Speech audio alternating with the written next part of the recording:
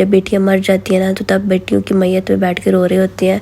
हाँ, हम अपने घर ले जाते। एट दी एंड 10 साल के बाद एक अल्लाह ताला इतनी अच्छी नेमत देता है और वो ट्रैफिक पुलिस वाले होते हैं वो हमारी गाड़ी उठा के ले गए थे। लिहाजा बेटियों को बिल्कुल ससुराल वालों के रहमो करम पे छोड़ देते हैं और जब वो मर जाती है ना फिर याद आता है कि हाँ वो मेरी बेटी थी। कुछ माँ बाप होते हैं जो बेटियों को बिल्कुल नहीं देखते और एंड पे थोड़ी देर के लिए मैंने मैरिनेट करके फ्रीजर के ऊपर वाले खाने में रख दिया था। लेकिन ससुराल में तो वहाँ पे आपको हर चीज को कम्प्रोमाइज करना पड़ता है। वहाँ पे फैमिली खुशामदीद कहती हूँ आपको एक अच्छे से प्यारे से खूबसूरत से नए व्लॉग में। और उम्मीद है कि आप लोगों का रमजान बहुत अच्छा गुजरा होगा, आप लोगों के रोजे बहुत अच्छे गुजरे होंगे। तो जी आज आप देख रहे होंगे हम लोग शॉप पे हैं। मेरी सिस्टर को असल में कल जाना था वापस मुल्तान, वो आई हुई थी, हम तीनों बहनें आई हुई थी अम्मी की तरफ। आज हमें 2 दिन हो गए हैं अम्मी की तरफ आए हुए। जैसे कि आपको पता है कि सैटरडे संडे की छुट्टी होती है, वो तो काफी दिनों से आई हुई थी। ना ही मेरा चक्कर लग रहा था ना ही मेरे से बड़ी जो सिस्टर है उसका चक्कर लग रहा था। लिहाजा हमारी सैटरडे संडे की छुट्टी आई तो हम फटाफट से भाग गई थी अम्मी की तरफ। और बाद में फिर मेरी बहन को अपनी शॉपिंग करनी थी, कुछ चीजें लेनी थी, कुछ मशीनरीज लेनी थी। फिर अपनी बेटी के भी कपड़े लेने थे जो कि उसकी बेटी हुई थी 10 साल के बाद, 10 साल के बाद पैदा हुई थी। तो जब 10 साल के बाद एक अल्लाह ताला इतनी अच्छी नेमत देता है, औलाद जैसी नेमत देता है, तो फिर बंदे का दिल करता है कि उसके पास जो कुछ भी है अपनी औलाद के ऊपर लुटा दे। तो खैर हम लोगों ने थोड़ी शॉपिंग भी करनी थी, अम्मी के भी कपड़े लेने थे और साथ में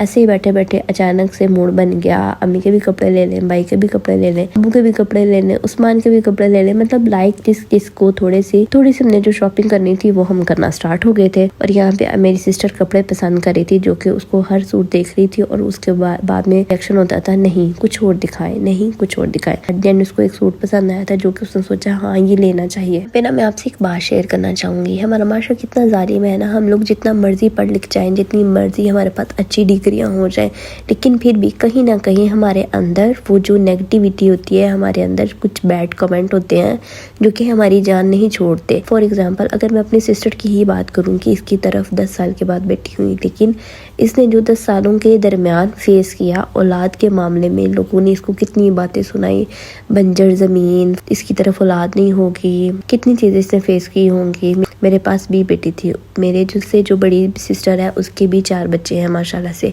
लेकिन इसकी तरफ औलाद नहीं थी। और ये जब भी अम्मी की तरफ आती थी ना, मैं ससुराल की बात नहीं करती, इसका ससुराल बहुत अच्छा है अल्हम्दुलिल्लाह। आप कहते हैं ना कि आपको चोट पहुंचाने वाले भी आपके अपने ही होते हैं, जो कि आपके करीबी होते हैं। जब भी ये घर आती थी कोई भी फैमिली मेम्बर या कोई भी, या मेरे ससुराल में या मेरी सिस्टर के ससुराल में कोई भी पूछा था हाँ ज़ैनब की तरफ औलाद नहीं है, हाँ क्यों नहीं है, ऐसे मतलब कितनी चीज़ें आती थी कि उसकी तरफ औलाद नहीं है। हाँ बाद में फिर एक जुमला आ जाता था अल्लाह दे उसको भी औलाद, अल्लाह ताला बेनियाज है। बिल्कुल अल्लाह ताला बेनियाज है। और कुछ लोग कहते थे ये बांझ है, कुछ लोग कहते थे इसकी तरफ औलाद नहीं होनी, लेकिन उन सारी चीज़ों का जवाब अल्लाह ताला देता है। जब आप सब्र करते रहते हैं तो अल्लाह ताला कहता है कि मैं तुम्हें उस सब्र का फल ज़रूर दूंगा। और वाकई में ये रियलिटी है कि अल्लाह ताला ने इसको सब्र का फल दिया और ये रियलाइज़ हुआ कि वाकई अल्लाह ताला सब्र का फल लाजमी देता है और बहुत मीठा देता है। ताला ने इसको 10 साल के बाद बेटी थी और माशाल्लाह इतनी खूबसूरत, अल्लाह ताला उसके नसीब अच्छे करे। और दुआ है कि जिसके पास बेटी नहीं है, बेटा नहीं है, औलाद जैसी नेमत नहीं है, अल्लाह पाक उसको अच्छी प्यारी और सालिहा औलाद की नेमत से नवाजे, आमीन सुम आमीन। हमारे रोजे थे और हमारी मत बच गई थी बाजार में घूम के, और हमारे साथ इतना हादसा हुआ था कि हमने अपनी गाड़ी सड़क पे ही पार की थी और जो ट्रैफिक पुलिस वाले होते हैं वो हमारी गाड़ी उठा के ले गए थे। लिहाजा हमें 2000 रुपए का चलान भरना पड़ा और फिर बाद में हम इतनी मुश्किल से घर पहुंचे। और घर आए और मेरी सिस्टर बना रही थी, अफ्तारी की तैयारी कर रही थी। मैंने सोचा बेचारी अकेली तक जाएगी, मैंने सोचा क्यों ना हम स्टीमर लेके आए हैं तो इसके अंदर मैं एक रेसिपी ट्राई करती हूँ, क्योंकि जब मेरा पहला व्लॉगिंग वाला चैनल था उस पर मैंने ये रेसिपी ट्राई भी की थी और बनाई थी और बहुत टेस्टी बनी थी। आज मैंने सोचा क्यों ना स्टीमर पे बनाते हैं। इसमें मैंने लिया था आधा किलो दही, दही के अंदर मैंने ऐड किए थे कुछ मसाले जैसे कि हल्दी थोड़ी सी, जैसे कि हल्दी आधा चम्मच, लाल मिर्च आधा चम्मच, जैसे नमक हस्बे जायका, जैसे कि जितना आपको नमक खाना पसंद है, ठीक तकरीबन आधा चम्मच ही काली मिर्च ली थी और एक बिरयानी मसाले का पैकेट लिया और इन सारी चीजों को अच्छे तरीके से दही के अंदर मिक्स कर लिया था। धोते हुए चिकन को कट लगाना भूल गई थी, लिहाजा मुझे अभी याद आया था तो मैंने सोचा पहले मैं इसको कट लगा लेती हूँ। आपने भी इसी तरीके से चिकन को कट लगा लेने हैं कि ताकि कट के अंदर मसाला अच्छे तरीके से रच बच जाए। चिकन के एक एक पीस को मैंने अच्छे तरीके से मैरिनेट करने की कोशिश की थी ताकि कोई भी चीज़, कोई भी हिस्सा इस तरह का ना रह जाए जहाँ पे मसाला नहीं लगा। इसलिए मुझे इसको ज़्यादा से देर लग रही थी, क्यों जहाँ भी कोई भी कट नहीं लगा था मैं लगाने की कोशिश कर रही थी। अगर कोई पार्ट रह जाता जहाँ पे मसाला नहीं लगा था तो फिर उसका टेस्ट नहीं आना था। लिहाजा इसको थोड़ी देर के लिए मैंने मैरिनेट करके फ्रीज़र के ऊपर वाले खाने में रख दिया था। लास्ट टाइम जब मैंने इसको बनाया था तो मैंने पूरे दिन के लिए इसको मैरिनेट करके फ्रीज़र के अंदर रख दिया था और इसका मसाला अच्छी तरीके से एक एक कोने तक रच बस गया था। आप भी अगर बनाएं तो इसको एक दिन के लिए मैरिनेट करके लाजमी रखें। खैर यहाँ पे अब मैंने इसको मैरिनेट करके फ्रीज़र में रख दिया था और दूसरी साइड पे अब मेरी सिस्टर बिरयानी की तैयारी करने लगी थी, जो कि बिरयानी बनानी थी और आज हमारे घर में आना था। मतलब मेरे भी हस्बैंड ने आना था, मेरी सिस्टर के भी हस्बैंड ने आना था और जो सबसे बड़ी बाजी है उसके तो हस्बैंड आए हुए थे। लिहाजा आज सबकी अफ्तारी थी अम्मी अबू की तरह। यहाँ पे इसने कढ़ाई में ऑयल डाल के और उसको रख दिया था थोड़ा सा फ्राई होने के लिए और दूसरी साइड पे ग्राइंडर में सब्ज़ मिर्चें, टमाटर, अदरक, लहसुन, प्याज हर चीज़ डाल के उसको ग्राइंड करी थी और फिर बाद में इसने भी चिकन को मैरिनेट ही करना था। यहाँ पे मेरा चिकन तकरीबन मैंने 1.5 घंटा रखा था फ्रीज़र में मैरिनेट करने के लिए, वो हो गया था। और दूसरी साइड पे मेरी सिस्टर मसाले डाल रही थी बिरयानी के। इसके अंदर इसने ऐड किया था नमक, हल्दी, लाल मिर्च और बिरयानी मसाला और थोड़ा सा आलू बुखारे का पेस्ट। अच्छा, माँ बाप का घर कितना मज़ेदार होता है ना, आपको ये नहीं फिक्र होती कि हमने ये चीज़ इतनी बनानी है, ये चीज़ कम है, ये चीज़ ज़्यादा है। जो चीज़ आपको चाहिए होती है आपको वो चीज़ मुयस्सर हो जाती है। आपको ये नहीं खपना पड़ता कम है या ज़्यादा है या ये नहीं है। जो चीज़ आपको चाहिए होती है वो आपको मिल जाती है। लेकिन थोड़ी सी अगर हम अपोजिट जाएं ससुराल में तो वहाँ पे आपको हर चीज़ को कंप्रोमाइज़ करना पड़ता है। वहाँ पे आपको हर चीज़ को देख के इस्तेमाल करना पड़ता है कि अगर आप थोड़ी सी भी चीज़ ज़्यादा डाल देंगे तो वो कल के लिए नहीं बचेगी। लिहाजा आपको अपने हाथ को रोक के काम करना पड़ता है। जितनी मर्जी कोशिश कर लेना, आप ससुराल वालों की नज़रों में कभी सुगड़ सियानी बेटी नहीं बन सकती। अच्छा, यहाँ पे ना मैंने एक खत लिखा था माँ बाप के नाम। हमारे माँ बाप कहते हैं मेरी सुगड़ सियानी बेटी, लेकिन वही ससुराल कहते हैं बेवकूफ़, कम अकल, पता नहीं कहाँ से पड़ गई है पल्ले ये लड़की। मैं आपके साथ कुछ शेयर करना चाहूँगी, कुछ अपने ख्यालात। खत है माँ बाप के नाम। मैं जिंदा हूँ ऐसे किसी टूटे हुए शजर का पत्ता हो जैसे, दुलारी थी प्यारी थी सुगड़ सियानी बेटी। ये आप ही तो कहते थे ना बाबा कि जिस घर में जाऊंगी 4 चांद लग जाएंगे, हाथों पे उठाएगा हर कोई। आज भी याद है रुखसती का वो दिन। बाबा ने सर पे हाथ रखा और बोले, सुन लो बेटी, बेटी हो तुम, जैसे भी हो गुजारा कर लेना।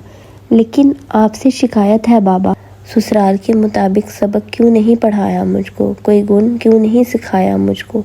ना ही अक्ल है, ना ही शक्ल है, ना ही कोई शौर, ना ही कोई हुनर सिखाया मुझको। बेटी हूँ या खुद के लिए सजा हूँ कोई, आंसू बन गए अब तो जुबां मेरी।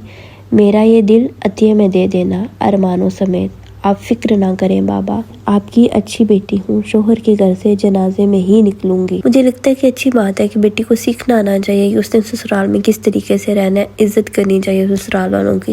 लेकिन ये भी गलत बात है कि अगर आप बेटियों को बिल्कुल ससुराल वालों के रहमो करम पे छोड़ देते हैं और जब वो मर जाती है ना, फिर याद आता है कि हाँ वो मेरी बेटी थी। कुछ माँ बाप होते हैं जो बेटियों को बिल्कुल नहीं देखते और एंड पे जब बेटियां मर जाती है ना तो तब बेटियों की मैयत पे बैठ के रो रहे होते हैं, हाँ हम अपने घर ले जाते। एट दी एंड कहते हैं जिंदा तो रहती हमारे घर आ जाती। लेकिन आई थिंक मेरे ख्याल में बेटी तब तक बेटी है जब वो कंवारी है, लेकिन अगर वो तलाक याफ्ता है या बेवा है तो वो बेटी नहीं रहती, वो एक बोझ बन जाती है माँ बाप के ऊपर भी। बहुत आसान होता है, तुम फिक्र क्यों करती हो, तुम जो चीज़ है तुम इस्तेमाल करो, हम तुम्हारे पीछे हैं। लेकिन जब किसी चीज़ की बारी आती है तो ये रियलाइज़ करवाया जाता है कि कोई पीछे नहीं होता, जो करना है इंसान ने खुद करना है अपने लिए। मैंने ज़िंदगी से बहुत सी चीज़ें सीखी हैं और उसमें से एक चीज़ ये भी सीखी है कि अगर मेरे पास 10 रुपये हैं और वो मेरी खुद की कमाई के 10 रुपये हैं तो उसकी मालकिन मैं हूँ। लेकिन अगर मेरे बाप, मेरे भाई या मेरे शोहर के पास लाखों करोड़ों रुपए हैं तो उसकी मालकिन मैं नहीं हूँ,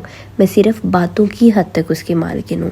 लेकिन अगर मैं उसमें से 1 रुपया भी खर्च करूँ तो मैं जवाबदेह हूँ। लेकिन जो मेरे कमाए हुए 10 रुपये हैं या 100 रुपया है या लाख रुपया है उसकी मैं जवाबदेह नहीं हूँ। और मेरे ख्याल में हमारी सोसाइटी का ये टाइम ही ऐसा है कि जिसके पास पैसा है उसकी बल्ले बल्ले है और जिसके पास कुछ नहीं है उसका कुछ भी नहीं है।